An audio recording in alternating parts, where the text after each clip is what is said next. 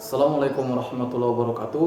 Pada pertemuan ini kita akan melanjutkan pembahasan tentang persamaan Maxwell. Nah, di video kali ini kita akan membuktikan persamaan Maxwell ketiga dan persamaan Maxwell keempat. Oke, langsung saja kita mulai. Sekarang kita mulai dari persamaan Maxwell yang ketiga.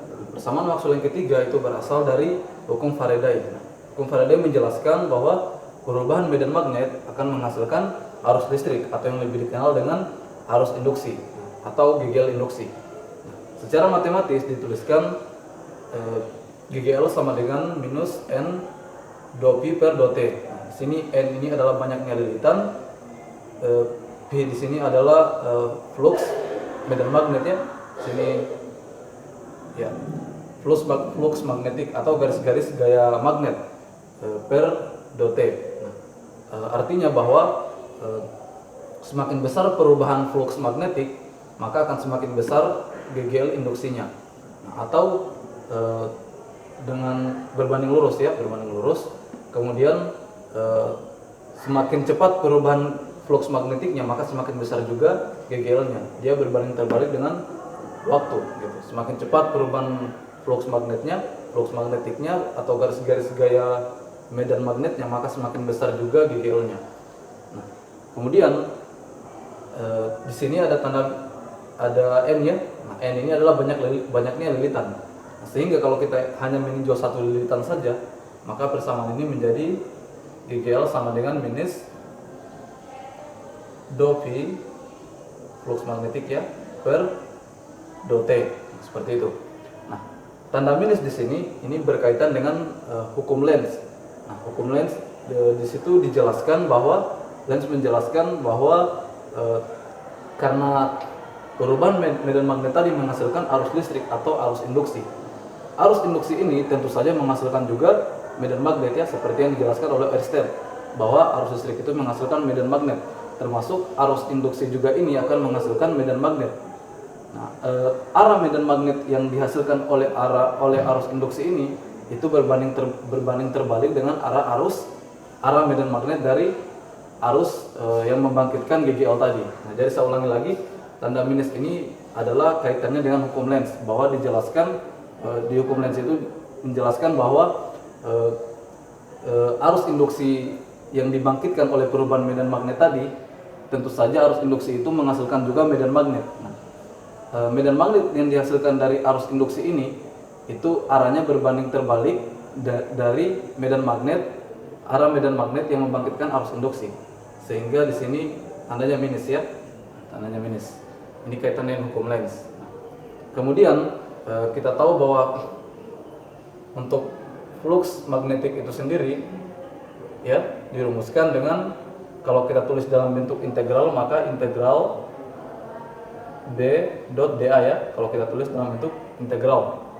Sehingga kalau kita substitusikan menjadi GGL sama dengan minus dou ya, integral dou B per dou T kali dA ya, di sini dot dA ya, seperti ya dot dA.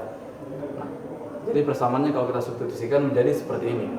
Nah, kemudian kita tahu bahwa untuk GGL sendiri ya, kalau kita tulis dalam bentuk integral, maka itu dirumuskan integral E dot dl ya.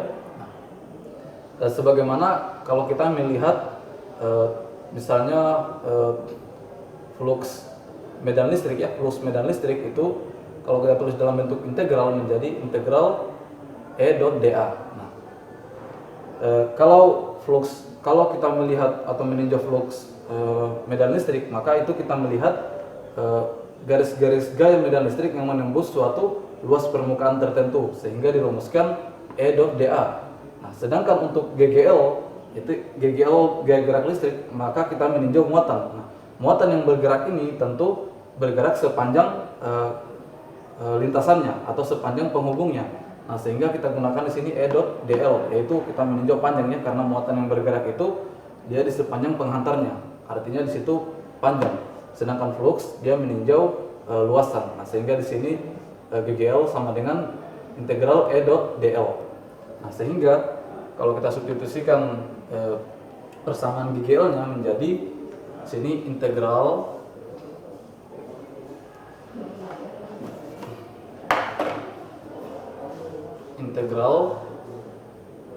E dot dl sama dengan minus integral do b per do t kali dA. Nah, seperti itu ya. Nah, kemudian berdasarkan teorema Stokes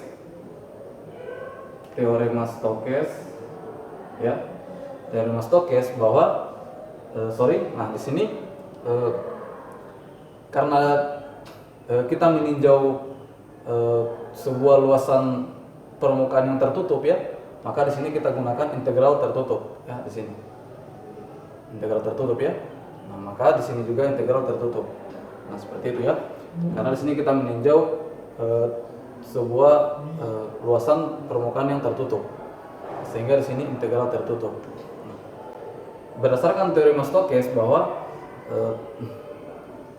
integral tertutup dari E dot dl ya, ini sama dengan integral nabla cross E dA. Nah, seperti itu ya.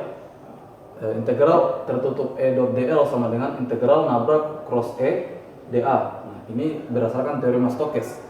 Nah, sehingga bisa hapus ya. Nah, sehingga kalau kita ganti yang ini ya, seperti yang sana, kalau kita ganti maka menjadi integral nabla cross E dA ini sama dengan minus integral do B per do T dA. Nah, seperti itu ya.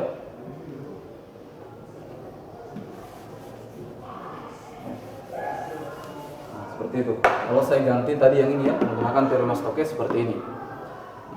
Maka ini saya bisa tuliskan nabla cross E integral dA seperti itu ya, sama dengan minus do B per do T ya, integral dA.